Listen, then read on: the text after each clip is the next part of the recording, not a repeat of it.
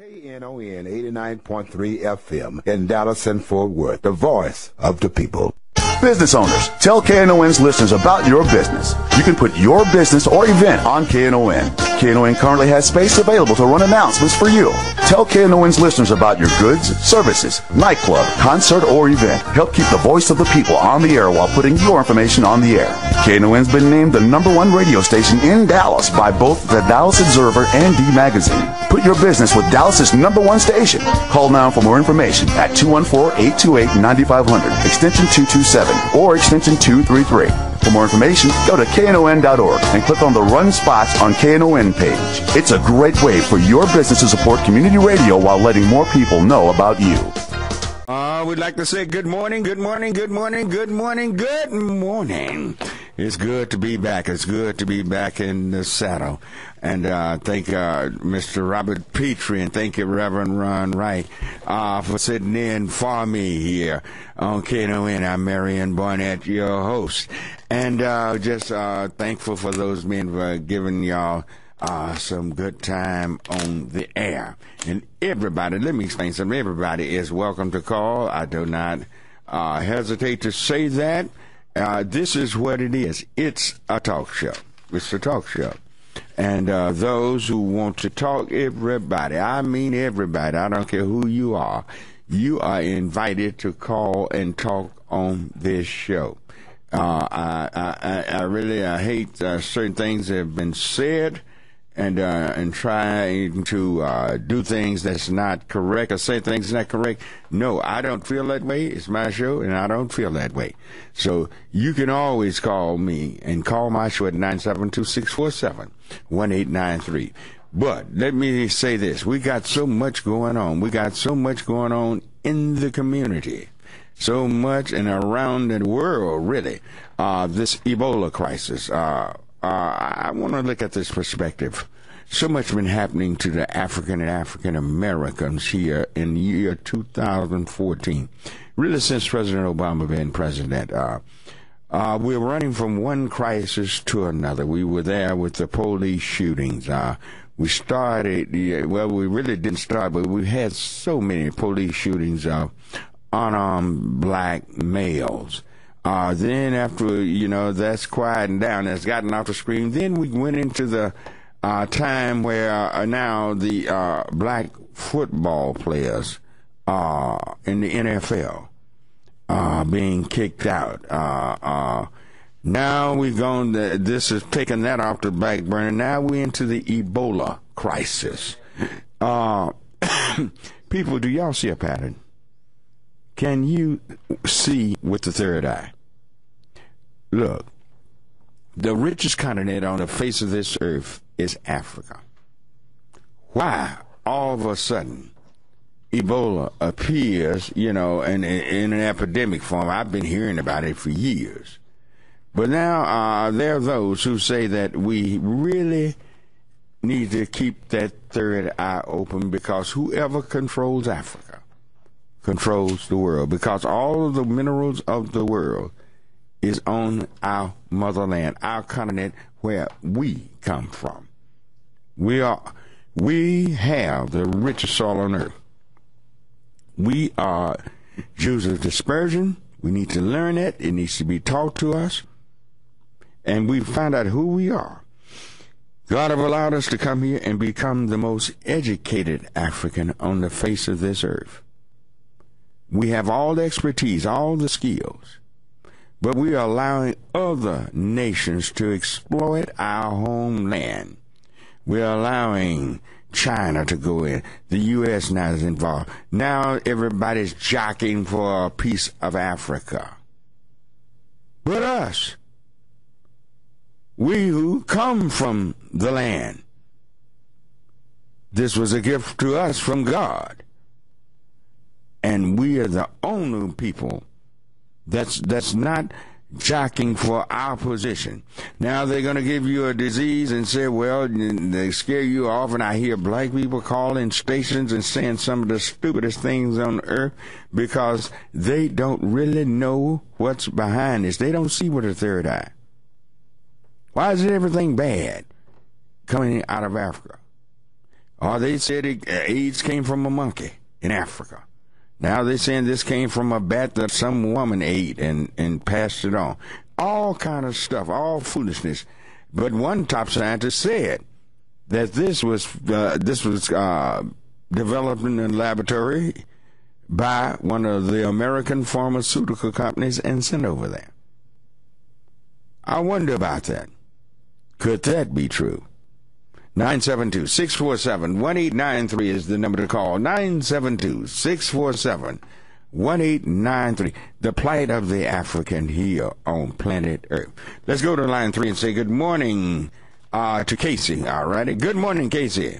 Good morning, Pastor Barnett. How are you doing today? Fine. How are you doing this morning? I'm doing excellent. Good talking to you. Good to have you back. Oh, yeah, man. I had a wonderful time, but I missed it, but I had a wonderful time at the Congressional Black Caucus. I go every year. And we were out of town the week before. So, we'll be back for a while. All right?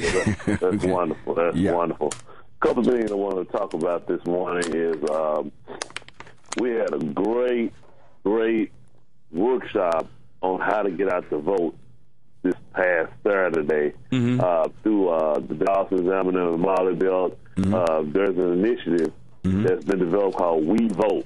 Okay. Nonpartisan, just all about civic engagement, voter education, voter registration, and getting people out in November. And what We Vote is doing is it's a initiative to make sure that we're informed when we go to the ballot. But the main thing is that we actually go and vote in November. Me, Molly, and several other people sat down and we talked about how low the African-American turnout was in the primary, and what can we do to make sure that we have a larger turnout in November. And so I'll be talking with you more about that, probably offline, and then we want to have someone to come on the show who can talk about We Vote. Well, now, we're going to talk about voting next Saturday. My special guest will be here. Will be Congresswoman Eddie Bernice Johnson. She'll be here with us. And we're pushing get out to vote. See, in a way, I didn't say always, but in some ways, these off-year elections are more important than that general election, because what these local politicians do with what Washington has ordered really affects you more than really the president can in many, many ways. See, he's going to protect our borders and do different things like that. But the way it has every rule, every law they pass has to filter down through these local politicians, and we need to make sure that we don't blow this thing like we did it in 2010. I agree. Well, something as part of the We Vote mission, we have something called Ride with Pride. And so what we have pledge card, right? And what it is you as an individual can ask 5 people commit to vote in November. Right. Fill the name out and the information. And I have this electronically, and I also have copies of it that I would like to get to you and anybody else that's interested about how we can get the commitment Ride with 5 to go and vote at the polls in November. One other thing, I'm sure you've heard about Freedom Sunday. You aware of it? Freedom Sunday? Freedom Sunday. All right, bring me up to date on this one. Freedom Sunday is actually a nationwide initiative, but here in Texas, Danielle Ayers, I know you know Danielle over Fresher West. She's a Minister of Justice. She's the Texas coordinator, and Senator Royce West is really the one who's leading it. But it's an initiative through our faith-based community. We've been meeting now for maybe about almost a month, and we're looking for other churches and faith-based groups who want to be a part of this. And I'll talk with you about this offline as well. Because what we're doing is getting pastors and clergy leaders actually do videos, recorded videos, talking about how important it is to vote in the November election. And so it's a statewide initiative. It's through the African-American faith-based community, mostly churches, and each church has appointed one person to be their coordinator. Well, we have weekly conference calls where we get information out about it. Casey, let me tell you something. Did you see that court ruling where they are pretty well going to take away souls to the polls on Sundays before elections and different things? I'm talking about the Supreme Court. The one that passed out of Ohio. Yeah, the Supreme Court. I just saw that the other day. Now, this is something we got to be on top of. We have got to get people to the polls. Right. Because our United States Supreme Court is taking away is gutting the voting rights bill. Right. They're gutting it. So this is very important. And call me at home and bring me up on that on this Freedom Sunday. Okay. Bring me up to date on what y'all doing. All right. Thank you. Talk to you soon. 972-647-1893. 972-647-1893 is the number to call. Let's go to line 4 and say good morning to Bernice. Ready? Good morning, Bernice. Good morning. I'm so glad you're back. We missed you. Oh, Lord, bless you. Thank you. I mean, I really missed you personally, and I said, I love this brother. I love his fire. And anyway, there's a couple things I wanted to just interject.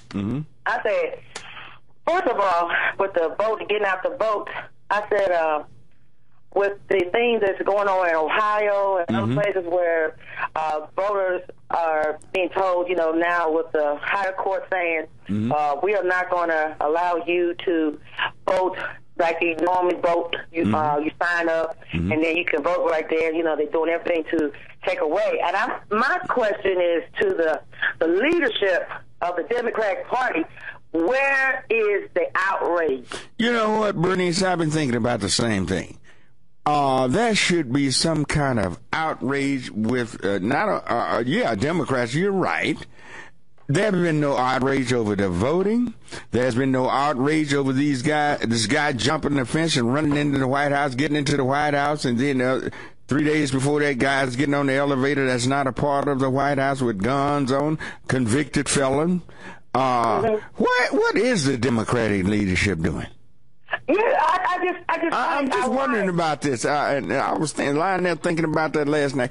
Why is there no outrage about so many things that's going on that's so negative, affecting the people? What are they doing?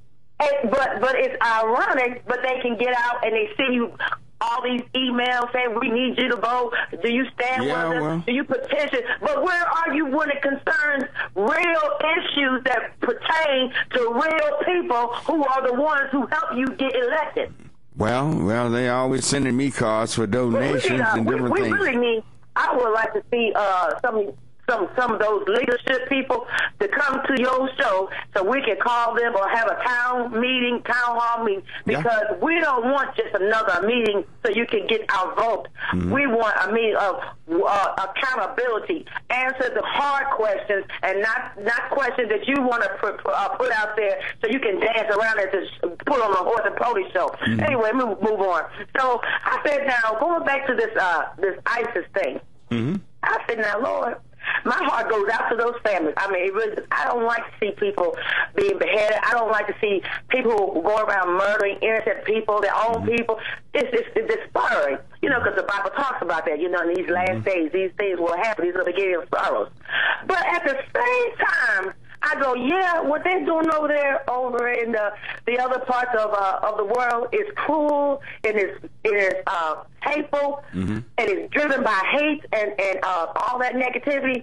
But I said, when you look over here, same thing. We're having some ISIS over here. When we got people that we said that they wear the badge to protect and serve, and they're doing a form of ISIS.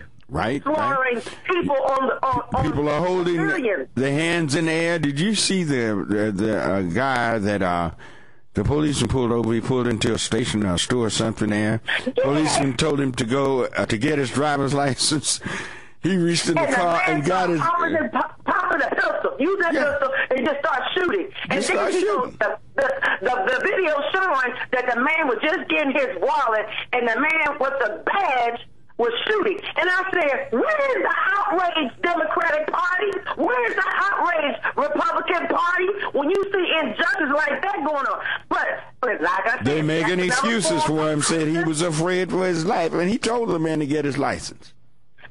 Yeah, and I said, then he lied. He changed the story around to make it say, I was afraid for my life, and I had to protect myself. Just like that man that's in court now who said he feared for his life when he told those young teenage boys to turn that music down. He said, it's the same story. Yeah, I'm waiting on the ruling in that case. You know, they have it, and I'm waiting to hear the ruling whether they're gonna. They may let him go. Believe it or not, after killing that young boy. And I'm going, where are our elected officials? Where are the people that say, we're not going to take it no more, we're going to stand up for justice and equality? You have been elected. You are leaders in the community. I don't want to hear nothing about your plans until you plan to chop change and make it better for all people, especially people who have no voice for themselves. And then the next thing, I go, now, brother, Caraway was at the station, I believe, last week. Well, long story short, he wanted to change the street to Nelson Mandela.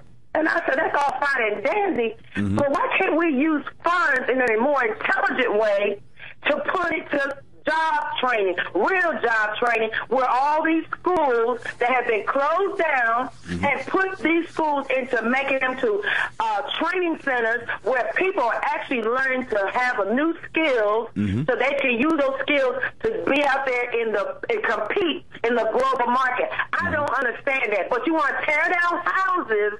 And I'm going, why would you tear down these houses when you can turn these houses into livable places for people who want to come out of the rent market and own a house? It seems like we tear down things that could be used to build up, and then when we start tearing down these houses, what ends up happening, the communities become, their properties become less valuable, and next thing you know, here we go. Everybody wants to buy up all those properties and move out the poor people so they can go like they're doing over in West Dallas. Bernice, you have a great perspective, and you understand really how things are done, not only in Dallas, but nationwide. They first drive the value of the property down, then they come in and get the property for little or nothing, then build it and make it more expensive than ever before. Thank you for your call. All right. You're welcome. 972-647-1893, 972-647-1893 is the number to call. Let's go to line 1 and say good morning to, wow, what is that? That's Reverend Wright. Is Reverend Wright? That's Reverend Wright in that. What are you writing, Spanish? What is that? I bring him on line 1. Good morning, Rev. I'm going to save this and let you see this one here, boy. Good morning, Pastor. Good morning. How are you doing this morning? I tell you what, Bernice is on top of her job this morning. Oh, yeah, she on top of it, and she has a great perspective. She can see things with the third eye. She just don't take things for what the face value of what they say. Always look behind the scenes. If you notice, we moved from the shooting of black boys, then we got into the NFL guys beating little children, beating and knocking their wives out. It's always under black male. And now we are at the Ebola crisis. Look here, I got to take a short break. Put him on hold, and we'll here put you on hold, and we'll be right back. All right, we're back on Church Information and Open Forum. I'm Marion Barnett, your host, and on the line we have with us Reverend Ron Wright. Rev, you still there? Yes, sir. Yes, all sir. Right. Yes, go right ahead. Yeah. Well, first of all, I'm glad you're back, and I want to say our hearts and prayers go out to the family of Coleman Cottrell, who died on yesterday, Pastor. Great man. Yes. Pro-line hair, one of the first black African-American men that rose to power, and it was off the back of black folks doing business with our own people, which we somehow or another got away from that. Right. But you made some very valid points, Pastor.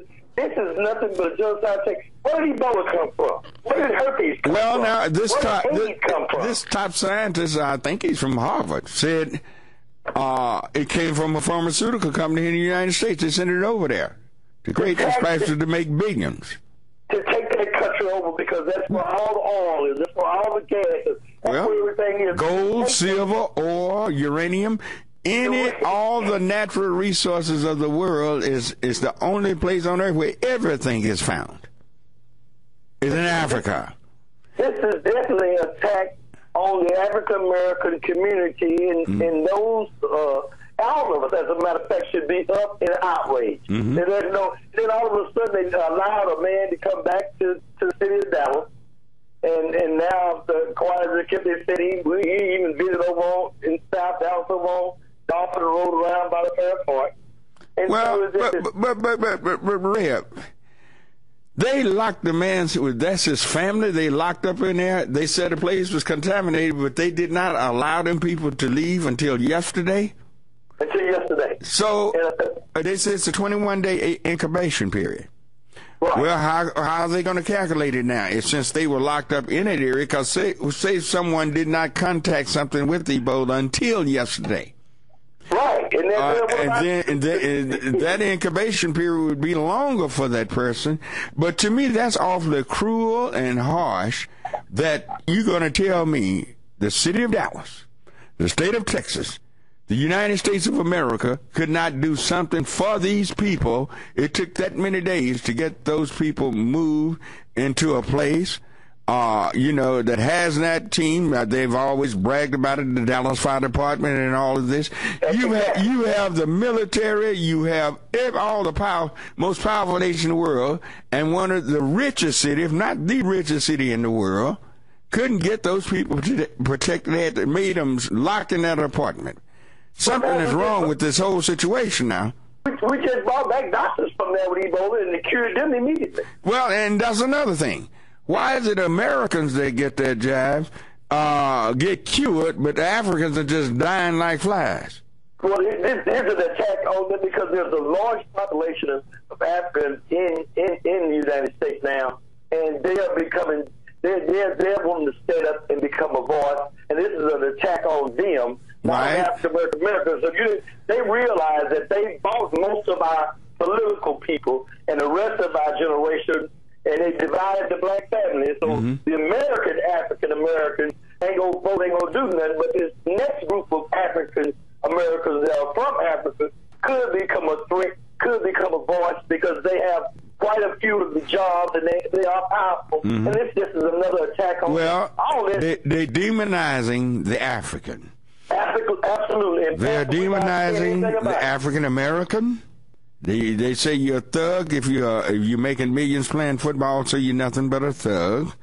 The police are shooting us down like dogs and different things. People. Police go to a man going to the White. Anyway, Pastor, that would have been a black man running on that White House square. They'd have shot him down. Oh, they had staggered shooters. Time he got up on that fence, they saw him going up on that fence, they would have blown him away. You know, I think today, Pastor, now, your president realized that America sees him as a black man. And now he's feeling what the black man has been enduring and going through. Because, President, by the grace of God, he was raised by a white woman, and so he doesn't know what we went through. Now he's feeling the pressure. It's hard to resign because he got tired of taking some of the bullets that the president should be taking. Well, the whole situation is teaching the world that America really hasn't changed. They changed some of their actions, and they changed some of their lingo. But still, the same thing is they want the world to know it's still white supremacy. So that's what we got to deal with. And until we come together as a people and begin to link ourselves with the African, I've been preaching this for 40, almost 50 years, until we come together, we who are of dispersion come together and work together and do things together. We're going to die separately, as Martin Luther King said. We'll die separately as fools. And this okay, what do you think? What do you think about the district attorney? They said he's going to file charges on the man. Well, look at how they treated the doctor that came to Fort Worth and the woman that they first took him to Atlanta. Oh, it was so much loving and care for them. This man comes back, and Craig Watkins says He's probably going to prosecute this man. Prosecute. Can you believe this? Again, As if he wanted Ebola. Man, God dog it. What's going on, man? Is this world going crazy? They didn't tell him that's what he needs to do. The powers that be. And Billy just called. We got to get rid. While you were gone, I'm gonna say that talk to you later. We were trying to put together a forum, but we need to get the Royce Westons and all of the elected officials at the table and let the community ask them. Actually, I didn't want the community. Well, I'll invite them on the show. I wanted a forum of leaders like yourself and myself to question them on some of the things that they do and have not done. Yeah. You know, for instance, now here Clay's going to indict this man now. The man, because they say he lied coming over here. But what's that got to do with you? Well, they were first saying the man felt good and didn't realize he had it until he got here. But the man went to the hospital, and the hospital turned him away. So, I mean, what in the world are they going to indict the man for? Go out there and indict Presbyterian.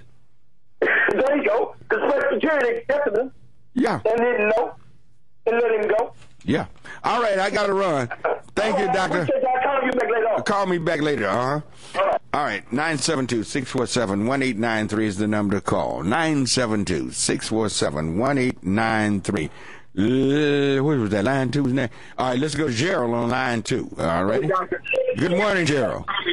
Yes, good morning, Brother Barnett. Fine. How are you this morning? McCall. Hello? Hello. You listen to the radio or something? I turned it down. Okay, go right ahead. Go right ahead, Gerald. Brother Wright and Ms. Barnett, they done stated everything that I would have liked to say it. But I'm gonna just say this here. You said Miss Barnett. That was Bernice. Okay. You know, when I was a kid, I come in from school, and the special bulletin, AIDS, come up on TV, just walked in the door, and I was listening intently. Okay, they started out with you can get that from monkeys, you can get it from people touching anything, and they were airborne and this and that, and they said the population was don't be panicking, so they changed their tone on that. Okay, Ebola, they've been talking about that over 3 years.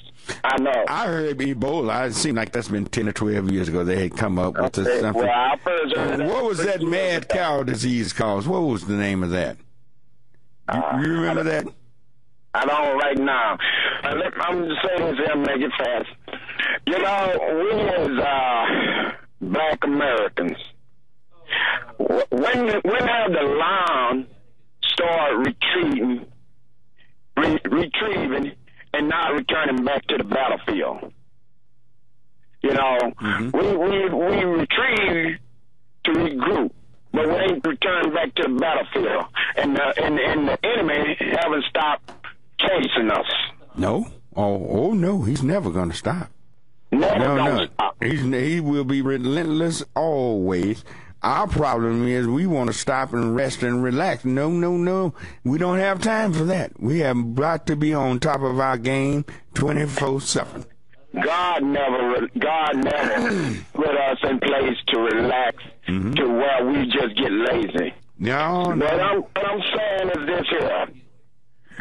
If we're going to be, the black Americans, we are the chosen people. We need to realize that. Everybody want what we have, and that is our genuality, that is our kindness, our spirituality, that's everything. Right. But we got to get back to the root, and that's leaning on God. We have become our own enemies. You're so right. Allowed them to put into our mind, and now we're trying to let it get into our soul. The soul is never wrong. All righty. All right. Thank you, Gerald. Thank you. You're welcome. 972-647-1893. 972-647-1893. Let's go to Billy Ray on line 3. All righty? Good morning. Good morning, Billy Ray. Oh, I'm I'm doing good. You got a good show today, but I'm very disturbed about one thing, and I haven't heard anybody call in and talk about it yet or said anything about it. Well, come with it. About the Daryl Wilson case with the Michael Brown thing. It was over the TV the other morning when I was going to work that they found one of the jurors and the grand jury was passing a note around to the other jurors and was telling them that they didn't have enough evidence to convict Daryl Wilson. To indict him? Whether you heard, to indict him. Wasn't enough evidence to convict him, indict him. And she was passing a note around and she got caught with it. Well, here's what. Remember now, they first was going to bring that verdict, that indictment, no indictment back in October. Now they switched it to February 1st? It was one of the winter months, either January 1st or January, the first week in January or February. Well, what goes on usually in, say, St. Louis in January, February? What's going on? I really don't know. Ice, snow, cold. Oh, okay. You think they figure, well, they ain't going to get out there and raise no sand because it's going to be snow and ice on the ground. So they're waiting to that time to give the verdict on the indictment. Hoping they don't raise sand. Okay. And see, after I saw all of this happening, I've been saying to myself, there's a good chance there won't be an indictment from the local people because of that DA. He's no good, no earthly good. So what they're doing is you're gonna end up, the feds are gonna have to come in with this Daryl Wilson case. And then on top of that, they got the lady that was passing a note around or whatever, but she got caught with it, and I think they got her off of there. But the thing about it is, you got 5 different people that was out there that seen what happened. So why would it be a problem with this if you got 5 people telling the same story? 5 people can't tell the same story if they didn't see it. Right. And were you counting those guys? What were they? Were they plumbers or something? Electricians that saw the thing that's not even from that area? I'm not for sure about that. Well, there was a couple of guys out there working, and they saw it. But they were scared to come forth because they felt like their employer would fire them if they came forth and told what they saw. So you have those guys now coming forth as witnesses. Now, the people she passed it to, she obviously felt comfortable passing them notes and different things. So I wonder, should hardly any of those people that's serving on that particular group with the grand jury, maybe they all need to be let go. That's what I'm talking about, and ain't nobody talking about it, but I heard over the news over the TV the other morning, and I went and bought a newspaper to see what, was it in the newspaper, and I was going to read about it and keep the paper if it did, but it's being kept quiet, and I heard it on the TV myself. Well, they know how to lead you away from certain things. Now they've got the NFL off the, out of the headlines now with the Ebola scare. And, before then, the police shootings were a hot thing. Everything is demonizing the black male. Haven't you noticed that? Yeah. Oh, yeah. There's a hard demonization of, and really, basically, we are being shown in such a negative light that we even got black people now turning and saying certain things, different things. They don't realize they're being propagandized. And the most propagandized people on the faces of the earth is the American general public. Don't let nobody tell you about the free press and all of this and that. It's control what they're going to let you know and let you hear, and they hide things that's pertinent to your survival and to your natural growth. So we better watch and make sure that we stay on top of the things and watch with that third eye. All right? Absolutely. All right. You have a good morning. All righty. 972-647-1893 is the number to call. 972-647-1893. Let's go to line 4 and say good morning to you, Imani. All righty? Good morning, Pastor. Good morning, Imani. How you doing? Doing great. How you been getting along? Well, I woke up. Well, that's a blessing within itself. Yes. You woke me up this morning. But I want to say, tell everybody, and there's a lot of listeners out there. I talked to a lot of people. You made me a celebrity. Did you know that? No, you had done work before. I don't know when you were down in Lancaster. Yeah. You got that? Is that single member district you got down there in Lancaster? Yes, sir. And you know what, Pastor? You brought that up. I did Mountain View College. I was still in school over there. I'm taking philosophy. Mm-hmm. And my professors, I got 4 or 5 professors that got a hold of that. And now I'm not only a student, I'm on their panels and stuff. Okay. Now, what was this you were taking over there at Mountain View? Well, I'm just taking some courses because I'm retired now, and I knew I need knowledge, wisdom, and understanding.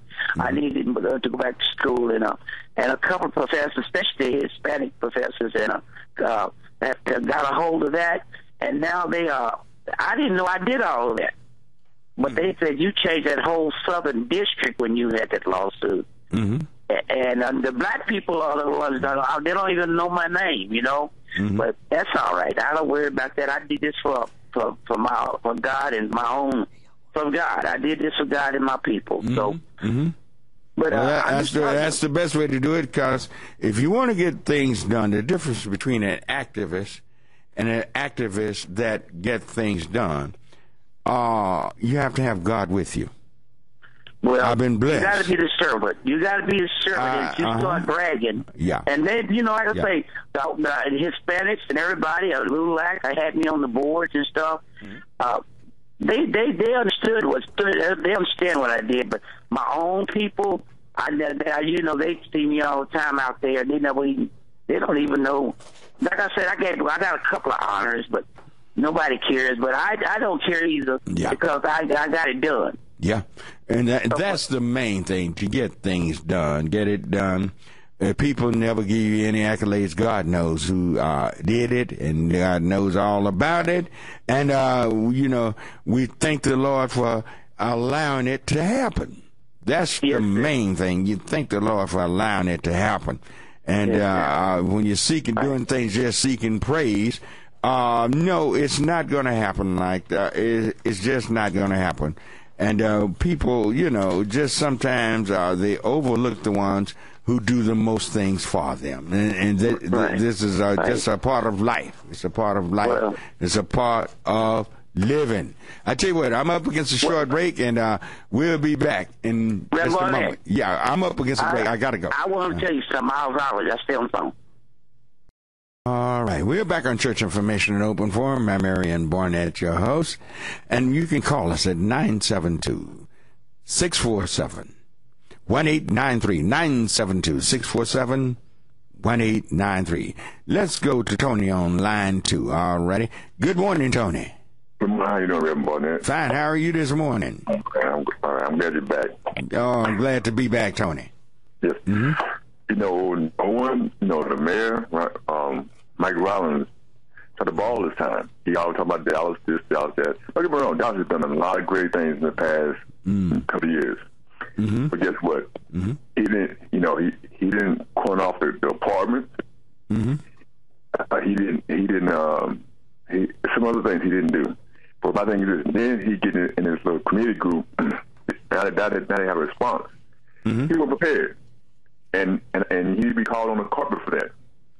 Well, seems as if Clay Jenkins, the Dallas County judge, has taken a leadership role, I guess because he's the Dallas County is over the health department, and quite naturally we have our health department director. He's done a fantastic job the years that he served, and they're out there.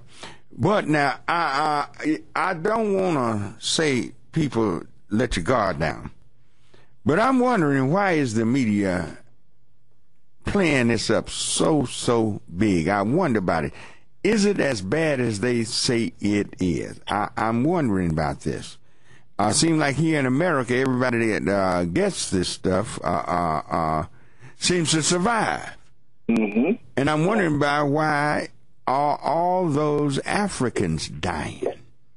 Well, have we thought about that? Have we given much thought to that?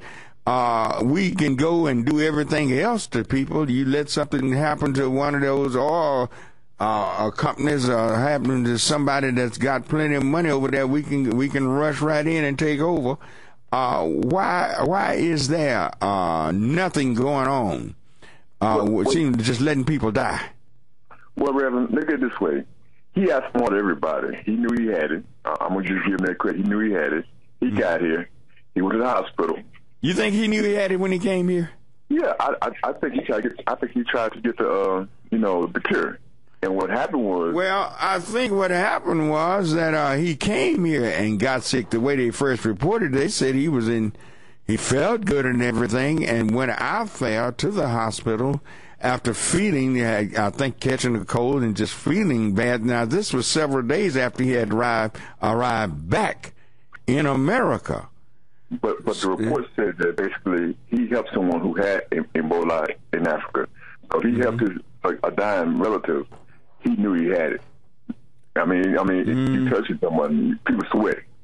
Mm-hmm. I think what happened was he knew the cure was here, and he knew he wasn't going to get the cure there. So he came here and said, you know what? They got the cure. And so he came here, went to the doctor. They said he didn't have it. All of a sudden, everybody reacted off of it. So in other words, had he stayed in Africa, he was going to die. Yes, he knew that. Come here, he can get cured. That's what you believe. And now you got the district attorney want to prosecute a man who hasn't survived. I think he'll take that. I think he'll take that. Okay, you want to prosecute me? That I'm in America. That means you got to put me in the American prison. Okay, you going to deport me back? Mm-hmm. So, like I say, to me, at the end of the day, like you said earlier, a lot of our black politicians have not said anything. Not one word. Well, and the one that said something said the wrong thing. I'm talking about Greg Watkins. Well, you know what's happening? When you become an elected official, you try to pick your little territory rather than to be just truthful and honest. You play the politics. Well, from the very beginning, they did not treat the situation the same way they did the missionaries and the doctor over there in Fort Worth. Even the reporting was different. We have to watch and see. We don't watch how they frame a story. It's the way you frame a story. Exactly. And if you frame it in a negative light, it's going to come off in a negative light. And this whole thing from the very beginning has been framed in a negative light. And there has not been enough action taken toward seeing who this person was. I'm sure they know who this person was that turned this guy away at Presbyterian. Mm-hmm. So now they're ignoring that, and something is wrong. Yeah, I didn't have insurance, so that's why I went to the emergency. Yeah, So yeah, you're right. Well, I'll leave you with that. I just want to bring it to the table. All right, thank you, thank you, Gerald. All righty, 972-647-1893, 972-647-1893. My understanding was that he was supposed to have been in pretty good shape, when he came. He supposed to have gotten ill after he got back to America. They say it was a 21-day incubation period or whatever that is. But I don't know. We don't know. But for Craig Watkins to be coming out and saying this at a time like this, I just can't say it. He's talking about putting a man in jail. I don't know. Have anybody been exposed to this virus from him yet? I don't know if they had the incubation period. I think what was it? The 4th. Let me get the dates around. You got your phone. Look up on the computer. What date did he find out the date he came back to America, and what date did he report first to Presbyterian Hospital? Obviously, he had gotten ill then. But 972-647-1893. Let's go with Glenda on line 4. All right, give me Glenda. Hello, sir. This is my first time calling, or first time hearing you on the radio. Well, I would ring a bell if I had one for you. But, sir, all due respect, when you said that something was affecting the black men, and I must disagree if it's affecting the black men, it's affecting the moms, the sisters, the wives, the daughters, all of the blacks. Well, the reason why I said the black man is, you know, you go to church? I'm a minister, as a matter of fact. All right, Glenda, who did Herod go after? Who did who? Herod go after when he wanted all the babies killed from 2 years old and under. Who did he go after? Now, wait a minute. Now, I'm not talking about what I'm saying, sir. I know you don't mean to, but you're separating us as a black family. No, I'm not separating us. I'm letting you know it's the male that they always go after. Pharaoh went after the male. Mm-hmm. Yes, I agree. I agree. My father was a male. And, you know, I'm not... But look, I just wanted to hit all of the points real quick. The disease that they have, you know, over there in Africa, what is it? What do you call it? Ebola. Ebola. I said Ebola. The Ebola, we know it's genocide. We know that. Mm-hmm. And then you're saying, I think the black ministers who are doing all these registrations and things things that they're pulling people together here in the States, I think a lot of that should be done over in Africa. I think we should be ministering over there, and we should be the ones that's digging the wells and nobody else. You know, I agree with all you're saying. I'm saying that, you know, we're a whole. We're not separate. They separate us in slavery. We're not separated anymore. And I know they're going after the black male, but, you know, it's not just going after. They've already gone after the black male. So now we need to just appeal to them.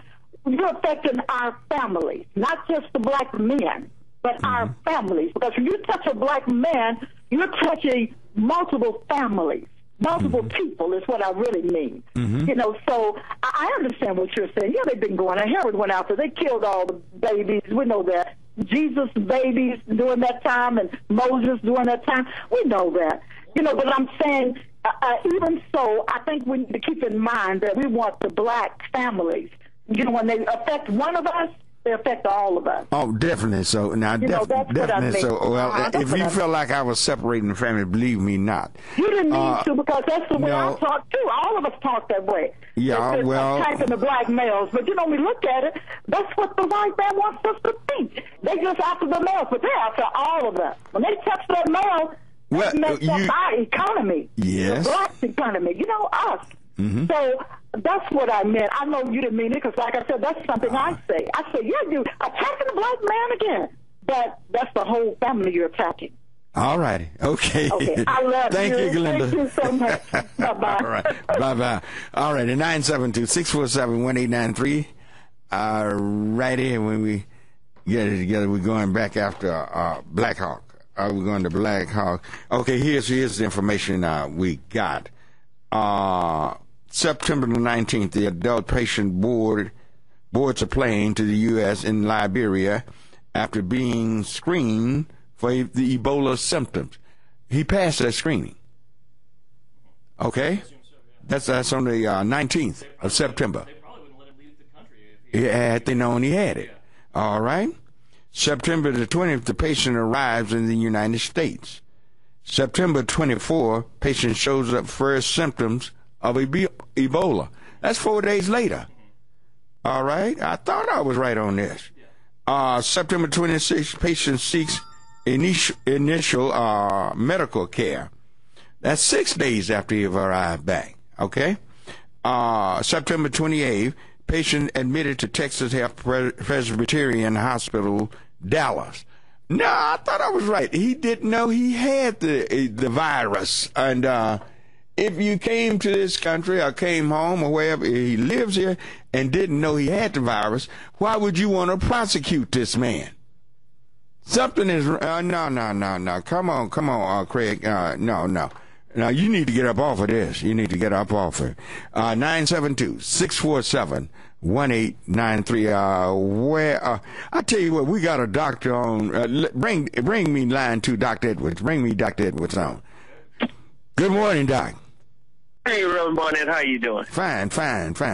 I was reading that, and I thought I had been hearing those dates right. The man was not aware that he had this stuff when he arrived here on September 19th. Had you kept up with that? Yeah, we've been getting bulletins and hotlines and stuff like that. In the emergency room about the Ebola virus, but right. There's no way that he would have known at all. What I think the issue is that there was not a real good medical history done at Presbyterian. I mean that anybody who had traveled from Liberia or of African descent would have been questioned, and I think that that light should have been on.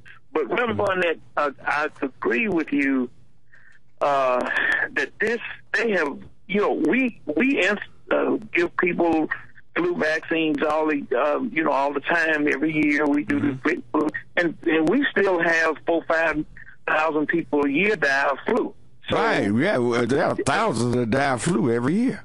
Every year, and so now this has just been made to be just a monstrosity, and really, I think it's definitely a racial overtone to it. I mean, they have really made this like it was. If you look at the word Ebola, you'll get it. So the media has really overplayed it, and I mean, to prosecute this guy for something he didn't even know, and he had passed all the screens. I think that Presbyterian dropped the ball by not. They should have kept him the first time he came. Well, yeah, I would have gone. I would have gone to the if he went to the emergency room, go to the emergency doctor and say, "Hey, look, this guy has been in Liberia. He's developing early symptoms that could be Ebola. I think we need to probably get on top of this early." Right. That's where I think the ball was dropped. I don't think he did anything intentionally because he didn't know. Yeah. So to prosecute him, I don't know how you could really do that and him not know. And the medical people obviously didn't think he had it, or they wouldn't have let him go home. Right. But that's one another thing that we need to look at. We keep saying Africa, West Africa, Liberia. We have to understand Africa is a huge continent.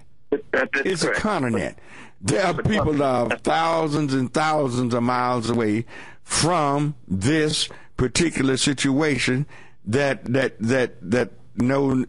has nothing to do with it, but what we're doing, and a lot of people are doing, any African that come here, they feel like the African is coming here and the possibility might have Ebola, and that African hasn't been any closer to Ebola than they have. So we have to understand Africa is a continent. And Western Africa, Liberia is one of the nations in Western Africa. But you can get people from all over Africa that's nowhere close to Liberia. Nowhere close. Well, I disagree. First of all, I disagree. I think that they didn't do a good job in evaluating the patient when he was first presented, and then secondly, I think that it's overblown with definitely a racial overtone, as though all black people. That's what I'm saying.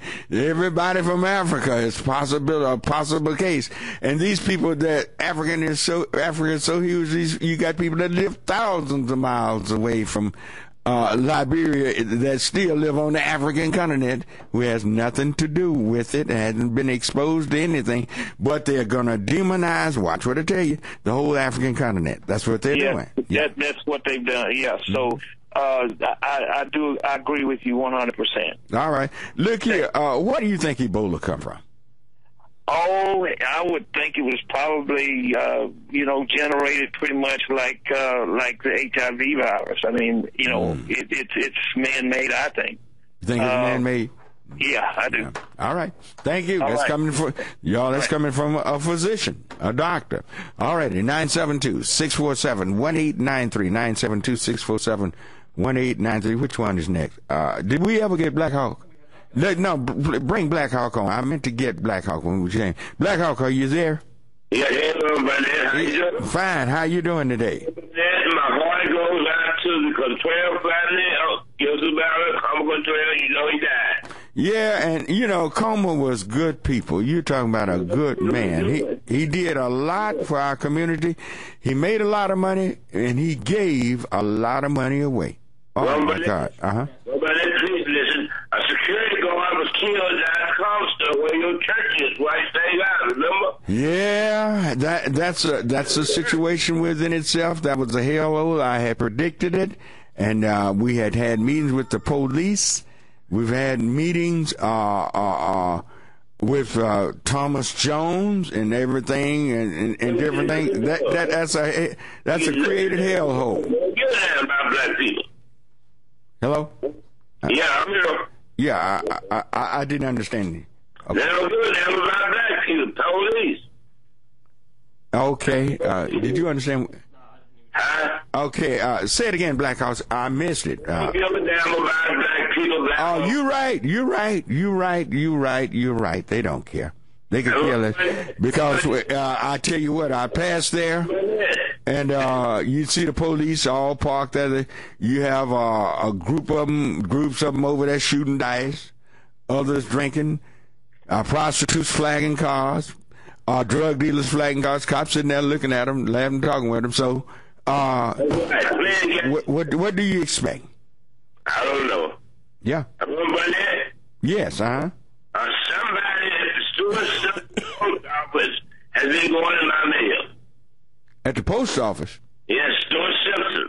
I know. Would your mail be open when you get it? Still my mail. Huh. That's right. What post office you use? What's the zip code? Stuart Simpson Post Office. All righty. So now the page out here, right address. Call me, Black Hawk, as soon as you get off the air, because they had no business going in your mail at the post office. All right. We're up against a short break, and I tell you what, y'all hang on. The lines are full, but there'll be one line releasing right now. And we'll be back. 972-647-1893. We'll be right back. All right. We're back for hour number 2 of Church Information and Open Forum. I'm Marion Barnett, your host. Each and every Saturday morning from 7 to 9 a.m. And the star of the show is always you. All righty. You are the ones. And we thank God. We thank Jesus for allowing this to happen. We thank those who really give to this show. We've got people that promotes, that gives money to this show. And we thank God for you. We thank God for you. You're the ones who keep it on the air. You're the one who keep it going. And we thank God for you who give. Amen.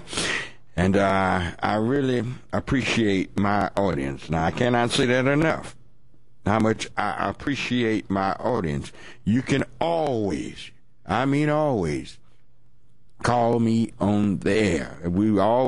I try to make time in every show, I don't care who we got on, to make sure you have a voice and can make your statement on my show. I don't have to agree with you. You don't have to agree with me.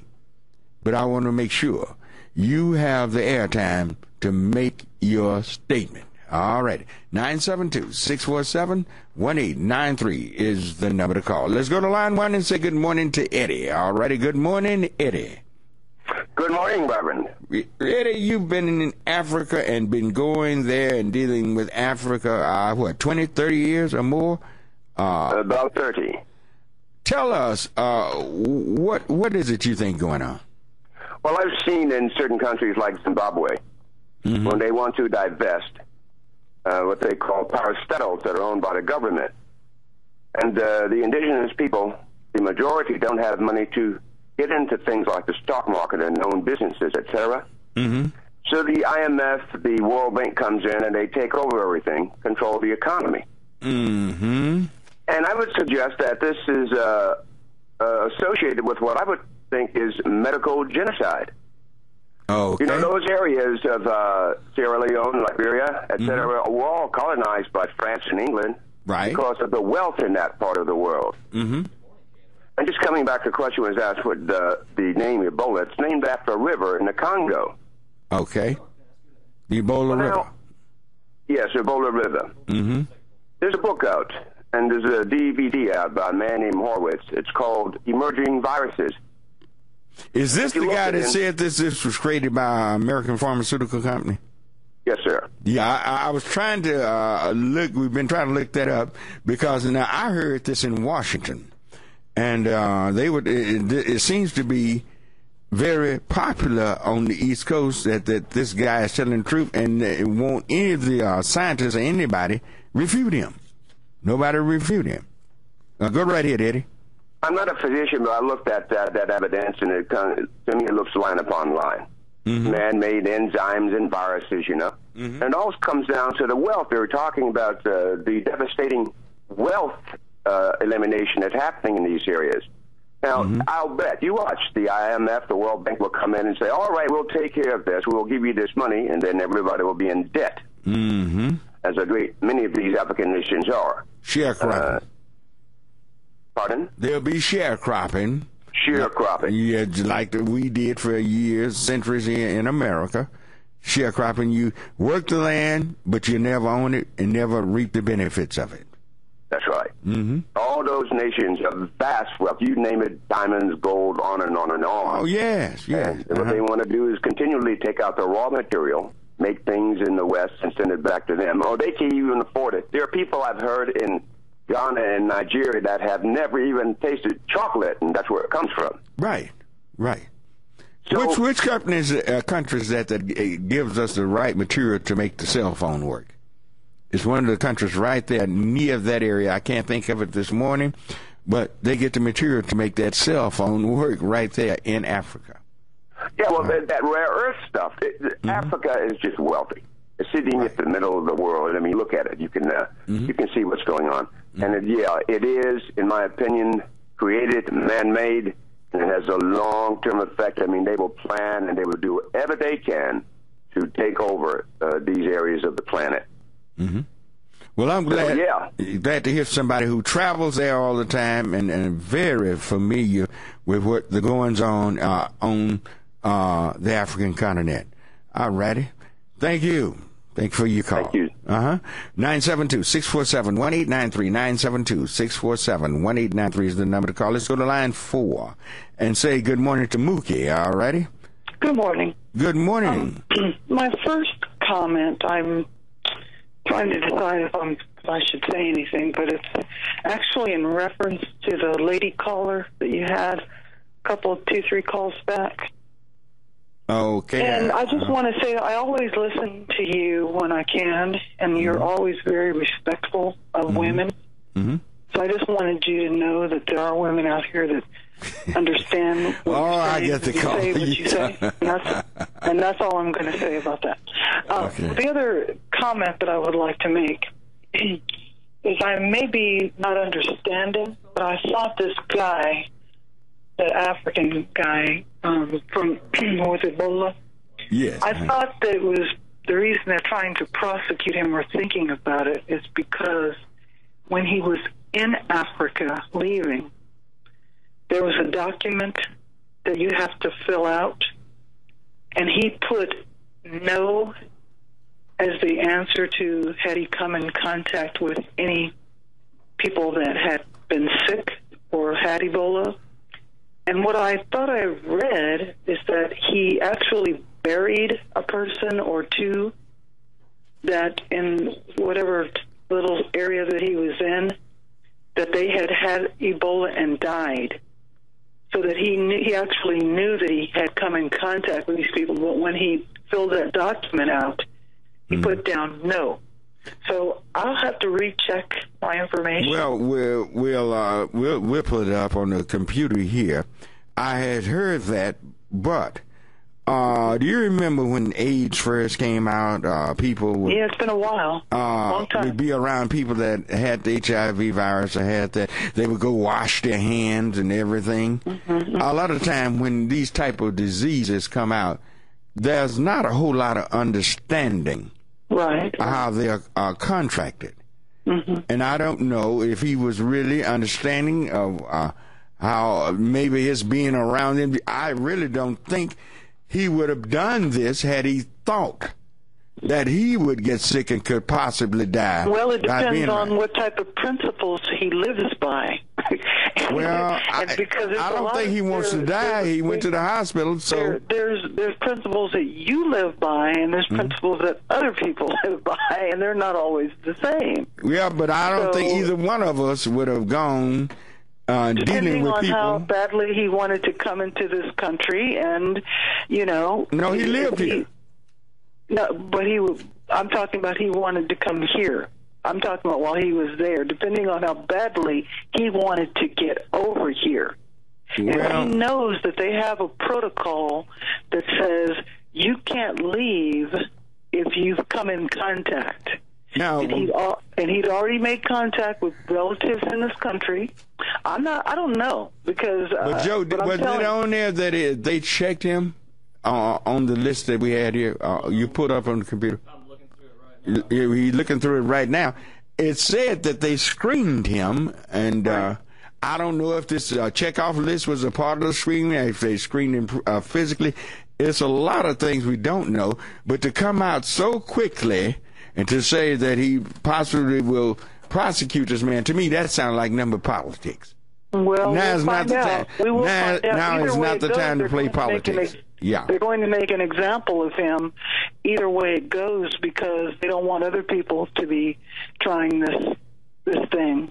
Well, it may, what the Bible says, all things work together for good to those that love God. Mm-hmm. So regardless, yeah, but finish that statement. To them that are called according to His purpose. Yeah, now everybody that makes that statement don't finish that statement. Everybody's not called to according to His will and purpose. It'll work out for those that are. Yeah, but those who aren't, it don't work out for. That's the catch.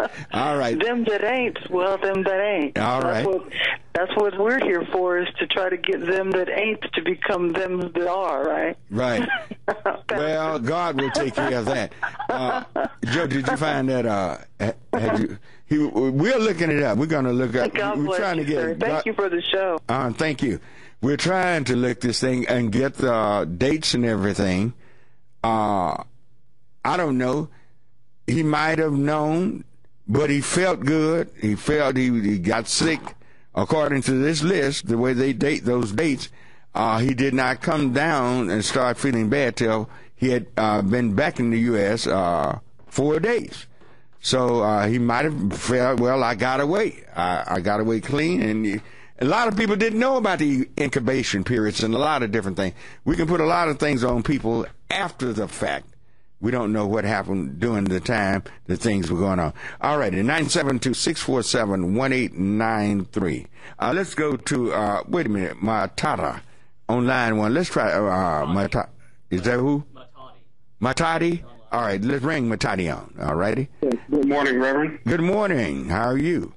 I'm great. It's actually not the first time I've called you. I've called you before, and I've made the statements about germ warfare that would take place on the continent of Africa, because I also had stated that whoever controlled it controls the world. Control the world. The reason I was really calling you real quick is I am from the Congo, and that is the only country on this earth that produces coltan, which is the rare metal that makes a cell phone and laptop. It's the Congo, yeah.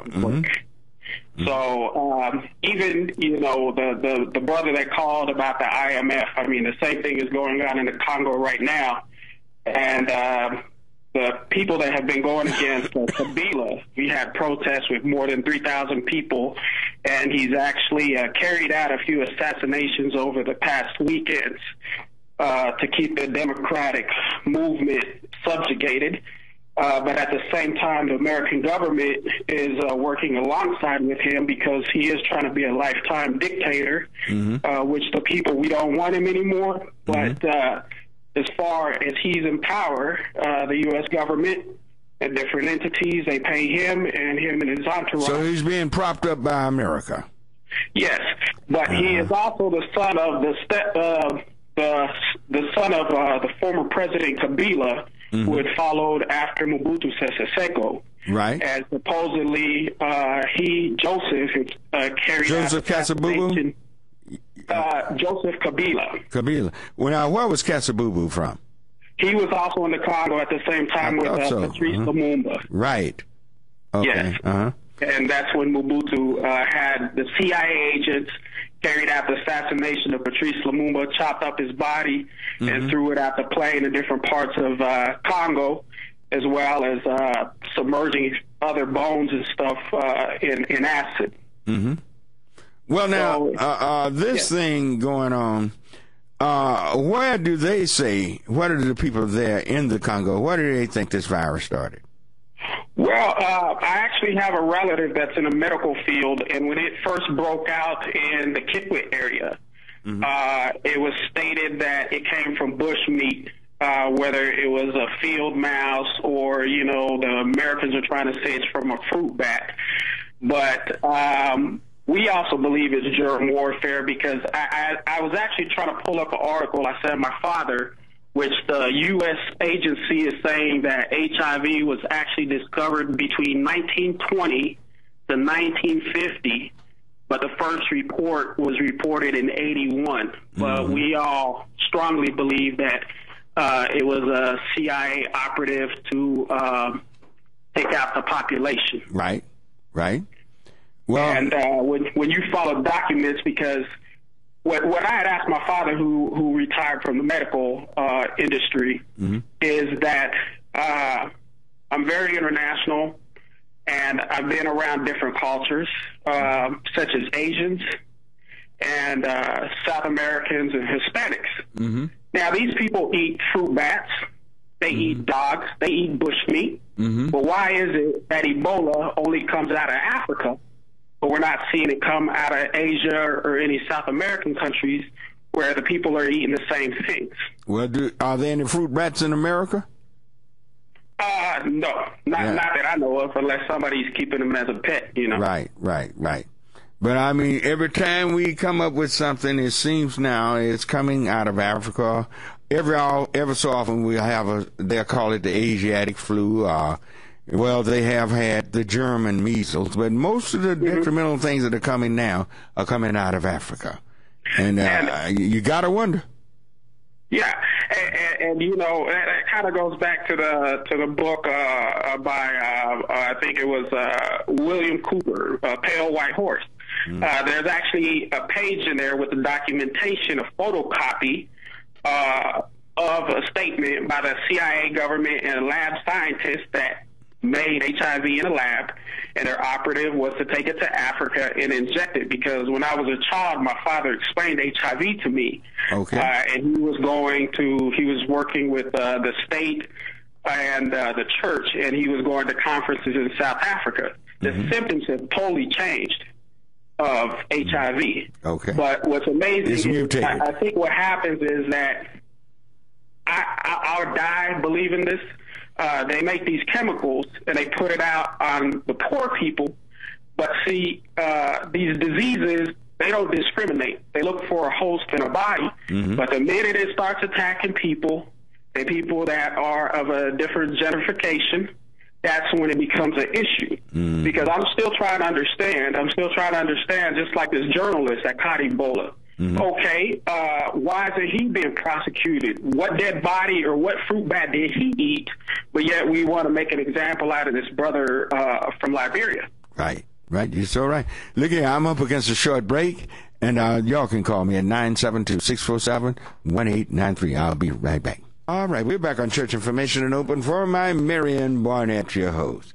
And you can call us, well, you couldn't get a line right now, but keep on calling, because I want to hear from everybody who wants to talk. If you want to talk, if you want to give your opinion, you feel free on this particular show. All right, 972-647-1893. Let's go to Blake on line 2. All righty? All right. Good morning, Blake. Maybe we held him on, maybe it was on too long. Blake, are you there? All right, Blake is gone. Let's go to line 3 and say good morning. Is this Granny? All righty. Good morning, Granny. Maybe Granny couldn't hold. Maybe Granny couldn't wait. Let's go to line 4 and say good morning to James. I don't know. Are we missing all these? Are they back? I don't know what's going I don't know what's going on. Maybe. All righty.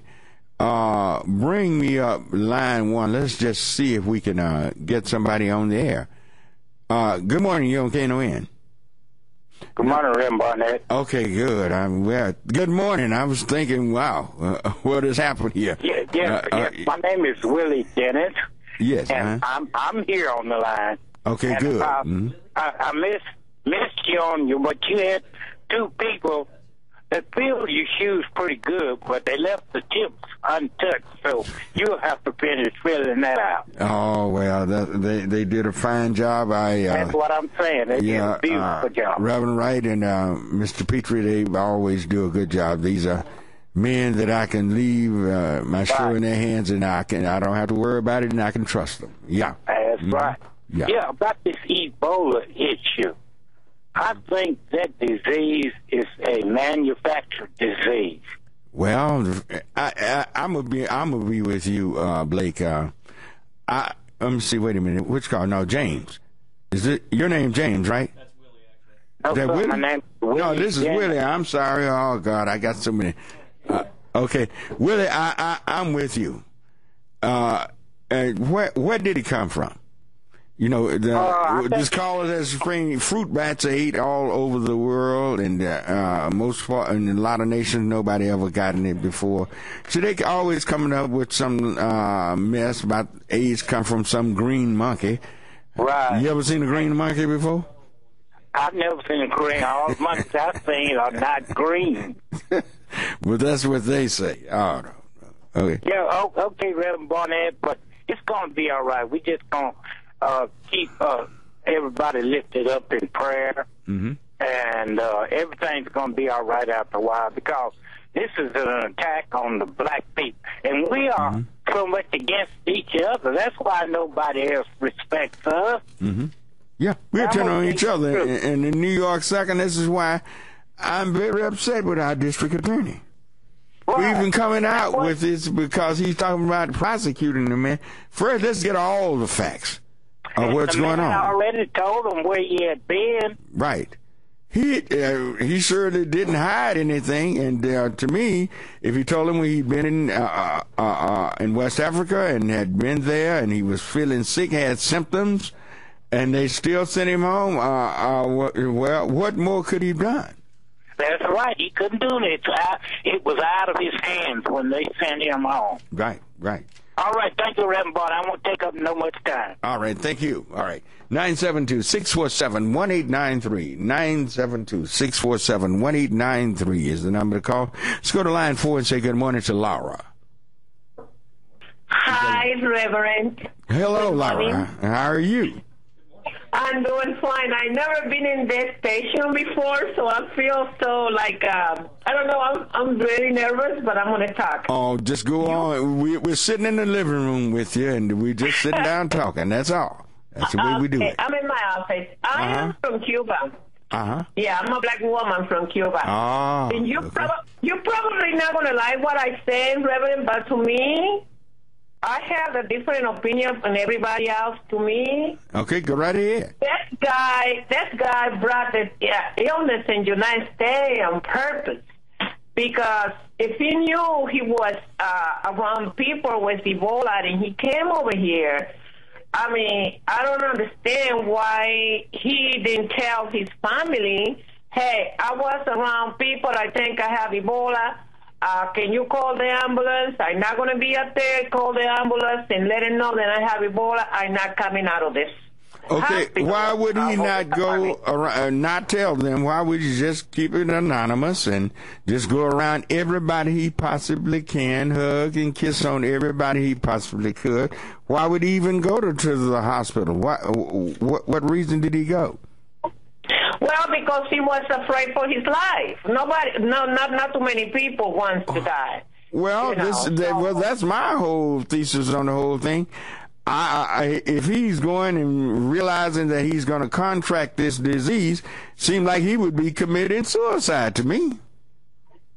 Well, no, because it's like people cross the border with all kinds of type of drugs. but they flush it out of the system when they come to the United States. You know, when they hit the United States, people are suicidal like that. But then at the end, they don't want to die. But I don't think, I mean, that's my opinion, but it don't mean like I'm right, you know what I mean? No, I know. You're entitled to your opinion. We don't know. We're speculating, but I just hate to see people get jumped the gun, demonize a whole nation, a whole race of people. You come from Cuba, you came by way of Cuba, but you're an African, the same as I am, and to demonize all of us. And this seems to be what's happening. We were being shut down like dogs in America by people we pay to protect us. Fellas that if they do one thing wrong, they're losing their jobs. Sports, but it's only certain sports they attack. They don't attack. I haven't heard any of them kicking golfers out or other tennis players for whipping beating their spouses. That's wrong. I don't think I'm condoning that, but they go only after sports seems as if where African Americans are in large numbers. People wake up and watch with the third eye. But I thank you for your call. All righty. You're welcome, Reverend. All righty. 972-647-1893. 972-647-1893. Let's go with Lily on line 2. All righty. Hi, Rev Barnett. How you doing? Fine, Lily. How are you? Welcome back, Carter. Oh, well, yes, I had a wonderful time, but I'm glad to be back. All right. Yeah, everybody needs a break every now and then. What I was calling for is I heard the gentleman talking earlier about the voting situation. We got that right. You know, we've had that right. The thing that I look at is that I heard them talking about educating us more on our voting. I wish there was some kind of way, like my lady was saying, we could have a town hall meeting or whatever, and those that are more knowledgeable of these different candidates. Because to go up there and vote, and then you really don't know who you're voting for. You might be voting for the devil himself, you know. It might be just exercise your vote. You might go up there and vote for, like you said, the devil himself. So if we could have some town meetings or something like that to kind of educate us on the ones that are, you know, going to help our base of people or just do the right thing. Well, now they have a candidates forum. They've been doing this.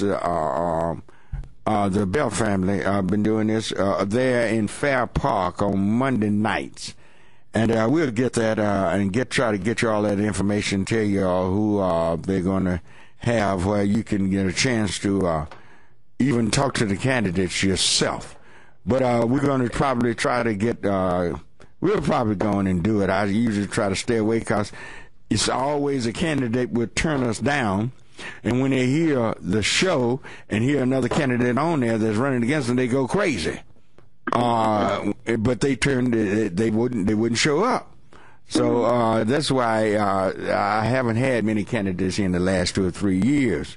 But we want to get the voters informed on make a good, intelligent vote. Not just you exercise your right to vote, but you don't vote for exercise. Okay. Right. Okay then. All righty. Yes. You have a good day. Okay, Mr. Barnett. Yeah. Can I leave my number with you? I want to talk to you about some. Okay, he's going to put you on hold and get your number, and I'll get it at the end of the show. About for economic development. Okay. Okay, get her number, please.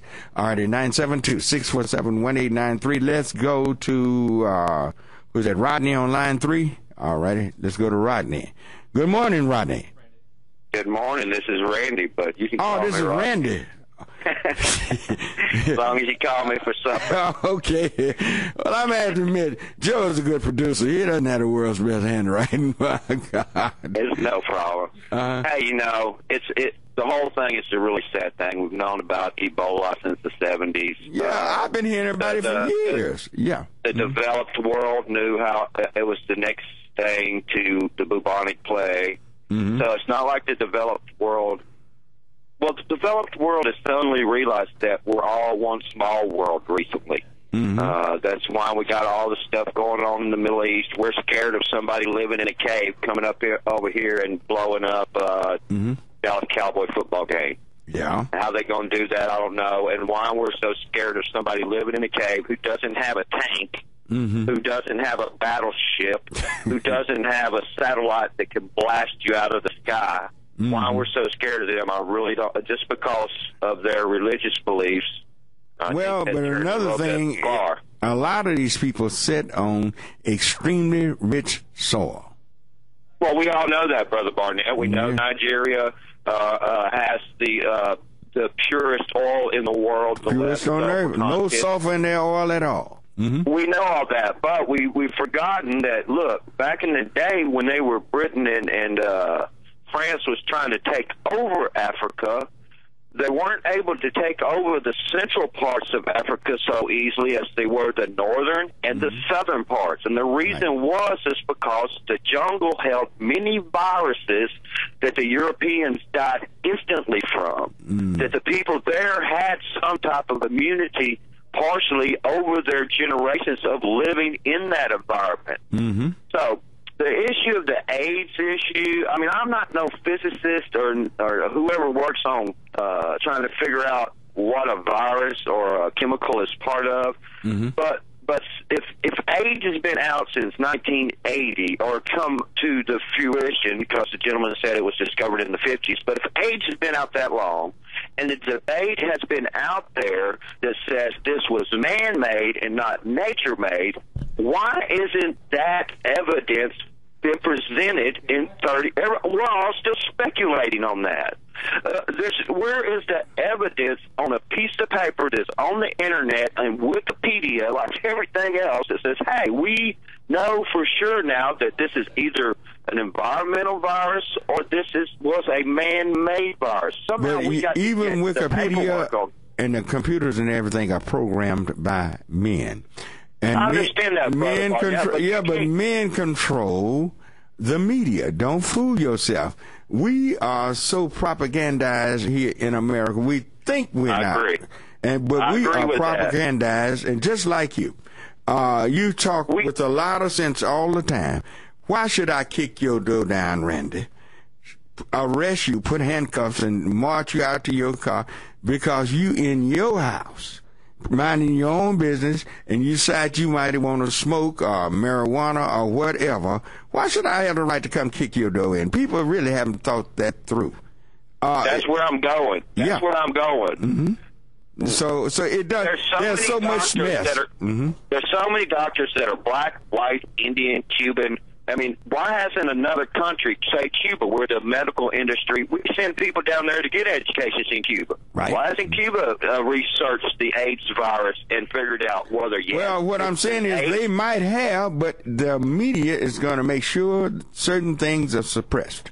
You can rest assured of that. I guess you're right. The JFK thing the truth about it hasn't come out yet. No, but my question is, what are we going to do now? Because this is my question. We're saying they sometimes didn't get properly screened. He checked no instead of yes. Blah blah blah. Whatever the true history is, I'm sure it'll be on a black and white piece of paper somewhere where we can all read it. But like you said, a lot of things are propaganda, but a lot of things are the truth. So my question is, if you got somebody saying one thing in one country, I don't think the gentleman necessarily knew he had AIDS. I mean, not AIDS, the Ebola. I don't think Duncan necessarily knew he had Ebola, but I'm pretty sure that he knew he was exposed to it. Either taking the pregnant lady to the hospital. This morning is the first time I've heard anything about him supposedly burying somebody, but the story that's been on the news since he was put in quarantine is that he tried to help this pregnant lady that he knew go to the hospital that was way gone with the virus, and they sent her home to die. So in one sense, he did know he was exposed, but he did not know that he had contracted it. Okay, there's two different things. So the Craig Watkins issue, where yes, Craig Watkins in the recent past prosecuted a white guy that was a rock and roller dude that did have AIDS and didn't only go around and infect other people with it, saying he was going to take everybody out he could with it. Now, Craig Watkins was planning on prosecuting that guy but he ended up committing suicide and taking the glory away from Craig Watkins. So in a situation like that where you know you have a virus and you know you're going to infect somebody almost 100%, it's different than not knowing, might have it, I'm not sure, and I'm meeting people. Right. So he's walking on a real thin line because the guy, it's just like the marijuana law. If you're riding around in a car, everybody can be charged with what's in the car, even if they didn't know it was in there. But you gotta prove that you didn't know it was in there. What's going to happen? So here's 1 month from today, Randy. What's 1 month from today? What's going on? What's Halloween? Oh, they're voting. But here's it's election day. Here's a suggestion on the table. Here's a suggestion on the table. If we don't trust the screening of other nations, if a person lands at DFW and they're from another country overseas, they obviously have a passport. If they come in, I think, my personal opinion, if I was in charge, anybody who came from that area would be in a 21-day quarantine here in America before you were released into the public. Now, most of the people that's going to be in that 21-day quarantine is going to be African Americans, because that's the majority of the people that come let from me say that something. area. Let me say something to you about that. Everybody coming from Africa is not coming broke. These are, many of those people are millionaires and billionaires coming to America to do deals and for business. Don't fool yourself. I know the media don't talk about this, but they're coming to do business, and they don't have 21 days to hang out in America and be in quarantine. They're coming in to make money and doing deals with American businesses. See, when you report things, people only think a certain class of people from Africa here. You have many multimillionaire Africans here in America and come to America all the time doing business. I'm up against a break, Randy. He's giving me a signal. Okay, I'll talk to you. All right. All right, we'll be right back. All right, we're back on Church Information and Open Forum. I'm Marion Barnett, your host. And let's see. Let's go. Bring me up Concerned Citizen on line 2. All right. Good morning, Concerned Citizen. Well, good morning to you. Fine. How are you? Oh, I'm doing fine. Yes, That last caller trying to turn the clock back to when we had Ellis Island, and they used to quarantine people that came over. Yeah, Europeans that came over, yeah. But see, the thing about it, a lot of people just only see Africans coming here to look for a job and work at fast foods or drive a taxi. No, you have African business people come. I mean, you have billionaires, many billionaires in Africa. That's right. That come here don't have time to be get locked up 21 days to see if they have a disease.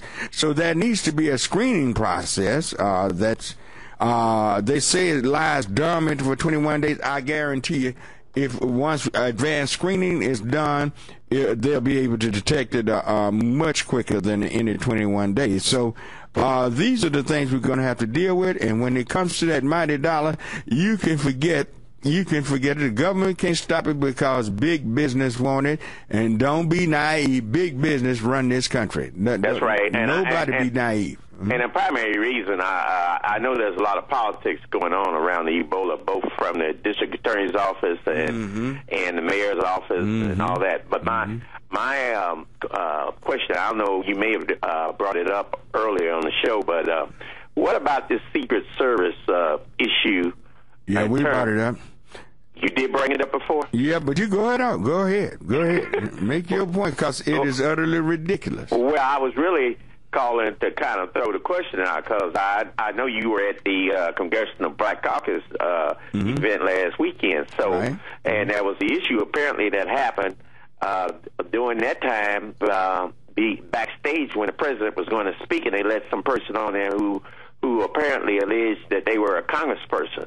So I just wanted to get your take on what's going on with the Secret Service, because this is a big problem as well. Let me try to speak to something maybe the masses could identify with. Do you all remember when President Obama was running for president and he came to Dallas? there were supposed to be, the Secret Service was supposed to be protecting him because he was a major presidential candidate. There were many people that got in unsearched, nobody asked them anything, and was able to get down there on the floor and stand in close proximity, close enough where they could touch him. Right. So there has never been seemingly a outflow or output of caring to protect this particular president. Okay. Anytime you can jump that fence there at the White House, anybody who's been there knows that if wrong people get up on that fence, you're going to get blowed off before you get over that fence. That's correct. They have people walking on the top of the White House, right. Sharpshooters. The first time I ever saw it, I was at a barbecue that Congresswoman Johnson gave here a few years ago. It was at the W Hotel. She gave the barbecue, and it's a taller building than the White House, and you can stand and look out the window. You're looking right down at the White House, and you see these sharpshooters walking all the way around of them, several of them walking around that, just looking down there at that fence. I wonder where were the sharpshooters? That's correct. There are so many. They have dogs. They have, it's so much stuff, all kind of electronic equipment and for a man to be able to jump a fence and run and get on the inside, right? Whoever is in charge needs to be gone. That's correct. They might have to clean out a whole nest of them up there. I don't know. Something is just not right. Okay. And I don't hear any politicians. Have you heard any outrage from politicians on this? Well, I heard a little bit on. They had some congresspersons on MSNBC. Yeah, the congressman from North Carolina. Yeah. In fact, I met him. Right. He was at her barbecue last Saturday. He was there, and he was outraged. He was talking Cummings. Right. Congressman Cummings. Right. And I talked with him, and he was outraged. But other than Cummings, I don't hear any of them saying anything. I surely haven't heard any white Congress people upset about it. No, not too many. No, I've heard a couple, but not too many. Yeah, but I haven't heard the real outrage it should have been. Had that been Reagan? Oh yeah. Bush? Right. Yeah. Bush 41 or 43. That would have been a total outrage on this. But right. Okay. Well, that's all. And the Ebola, all that's a lot of that's for political show, right. And optics. People being seen around it, and everybody pretty much know that the reason why they did what I would call emergency medical eviction of those people out of the apartment is because probably the property owner or the people with property around there want to get them out of there because it's having a detrimental effect on the value of their property and their ability to lease out those apartments. Yeah. All right. Thank you. All right. Have a nice day. All right. 972-647-1893. Let's go to who do we have on? All our lines are full. Let's get Reverend Crenshaw in. Line 1. Bring me Reverend Crenshaw. Rev? Hello. Well, maybe we kept him on the line too long. Let's bring me line 3 and bring me James on line 3. All right. Good morning, James. Good morning, Rev Barnett. Good to hear you back on and all. Good. Everything you always do. Thank you very much. Yes, so thing to talk about this one is, above all, I would just say the hatred for the black man ever since the Anglo, the white American, has claimed religious persecution and fled from over there, from those shores to these shores, and has attacked the races of people, the Indians, the Hispanic, Mexicans, and us, and all this other hatred that's spreading about shooting people down and all of that. It's all in a grave package that is going on around here. But I would say this, Reverend Barnett, I want to cover a lot of things right quick, is we need to get out and vote. And here in Palestine, we now have a group called Concerned Citizens Action Group of Anderson County, and they're doing a lot of the things that Mr. Wynn and I have been dreaming of and hoping that people come together to do, fight these social injustices that we brought out on your program when we were just up there. Are y'all registering people? Yes, sir. My wife and a bunch of other people have took the training, and they have a volunteer deputy register. She's one of them, and many other people. So we're really working down here to get the vote out and get people there. So I appreciate everything. It's so much more going on here that we're doing to get the vote out. Okay, man, great. Rev Barnett, Rev Barnett in Yeah. Tyler's Sunday paper, the Tyler Morning Telegraph. My wife and I have been working. I mentioned to you sometime back about over in Red Claw, Texas. These people don't have water, running water and all. Right. But the Tyler newspaper came over and interviewed my wife and Mrs. Billy Nicholson, the lady that's over the Multicultural Center in Palestine. Maybe we'll come and talk on you as a guest another time. I tell you what, I really want to have y'all on before the election because you're working hard. We want to encourage the people down in East Texas. We have listeners down in Tyler, all over East Texas.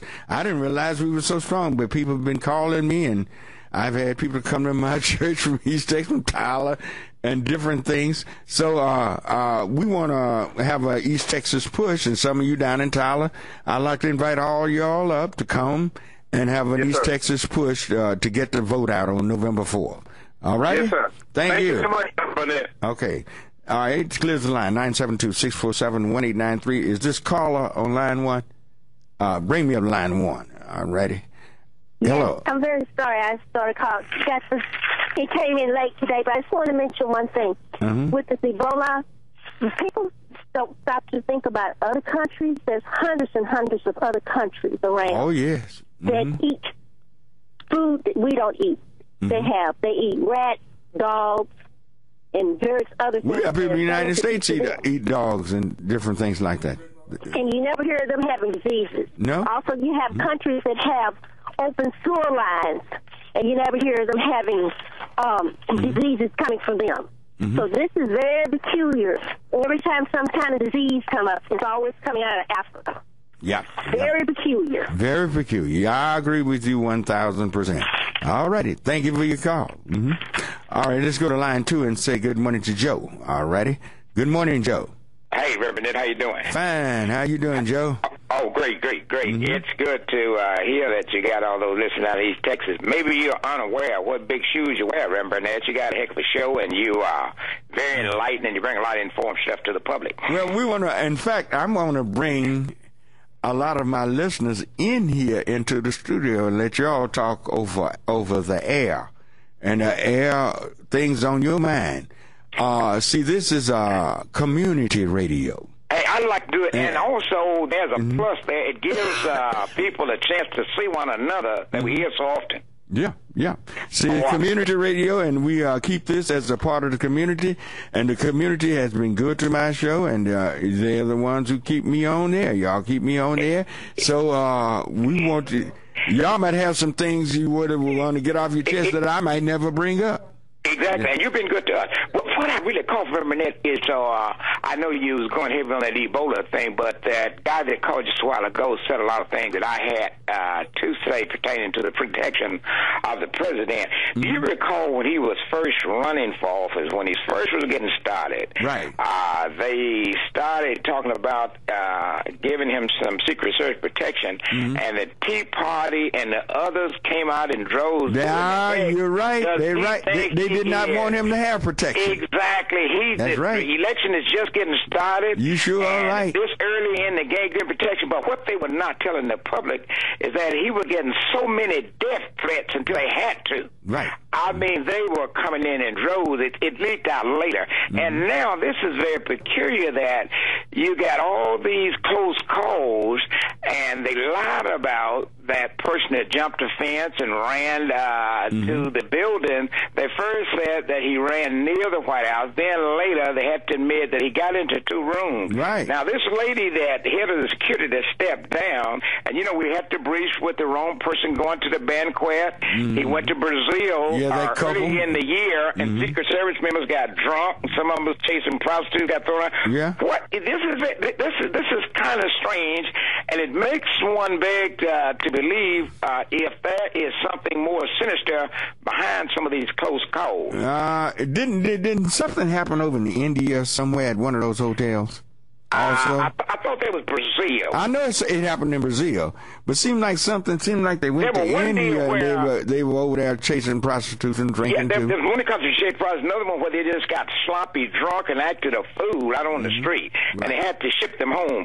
But one other thing before I let go here, before our man downtown departs or get thrown out or whatever the deal is or win his case, you know, Sand Branch, whatever happened to, you know, they didn't have water out there and you took... As far as I know, they still don't.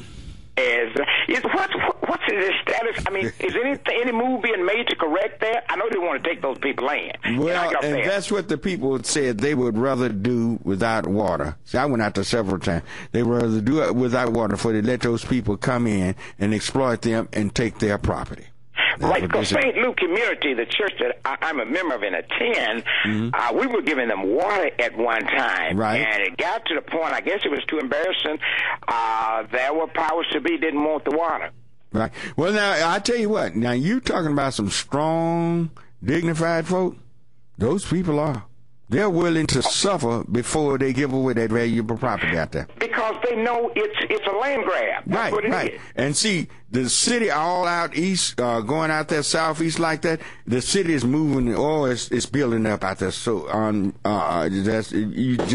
it's mind-boggling. Since the time that became an issue, it has developed a great deal out in that area, and they're not going to give their property away. They do gravel pits and stuff all around the people. Right. But keep us informed, Rev Barnett. Okay, then. All righty. You bet. Thank you.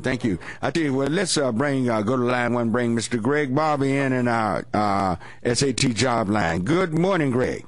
Good morning, Rev Barnett. Fine. How are you this morning?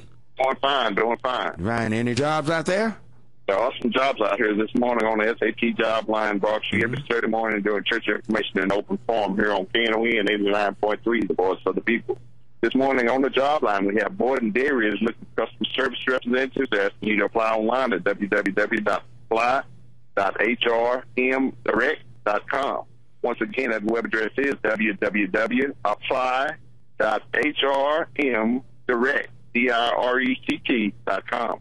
Bisco Industries is looking for warehouse personnel. Those contact information is 800-829-0380. Once again, Bisco Industries looking for warehouse representatives. Asking you, the number for inquiry is 800-829-0380. Global Industries looking for warehouse representatives. Asking you to apply online at www.globaltotaloffice.com. Once again, that's www.globaltotaloffice.com. Hajoka Corporation is looking for warehouse associates. They're asking you to apply online at www.hajoka, careers with an s.silkroad.com. Once again, Hajoka Corporation is looking for warehouse representatives. They're asking you to apply online at www.hajoca, careers with an s.silkroad, silkroad.com. Coca-Cola is looking for warehouse representatives. Asking you to apply online at www.careers.peopleclick.com.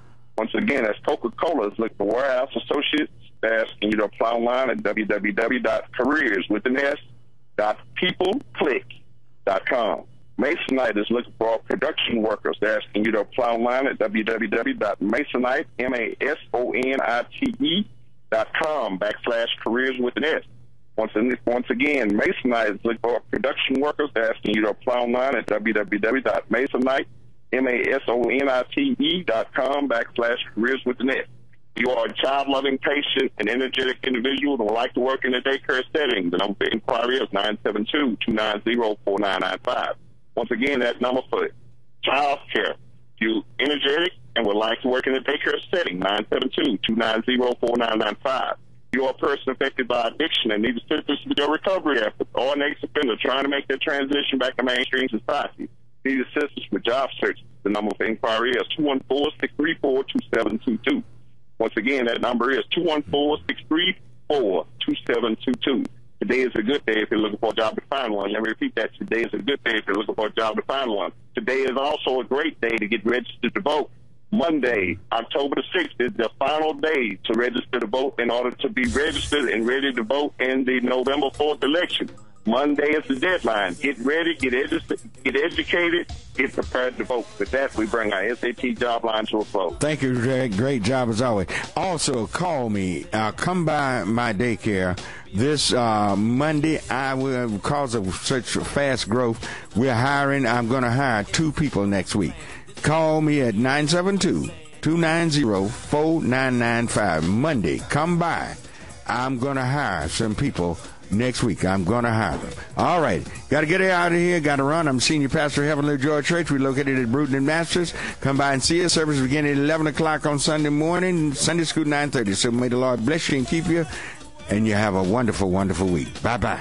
Knon 89.3 FM in Dallas and Fort Worth. The voice of the people. Business owners, tell KNON's listeners about your business. You can put your business or event on KNON. KNON currently has space available to run announcements for you. Tell KNON's listeners about your goods, services, nightclub, concert, or event. Help keep the voice of the people on the air while putting your information on the air. KNON's been named the #1 radio station in Dallas by both the Dallas Observer and D Magazine. Put your business with Dallas's #1 station. Call now for more information at 214-828-9500, extension 227, or extension 233. For more information, go to KNON.org and click on the Run Spots on KNON page. It's a great way for your business to support community radio while letting more people know about you.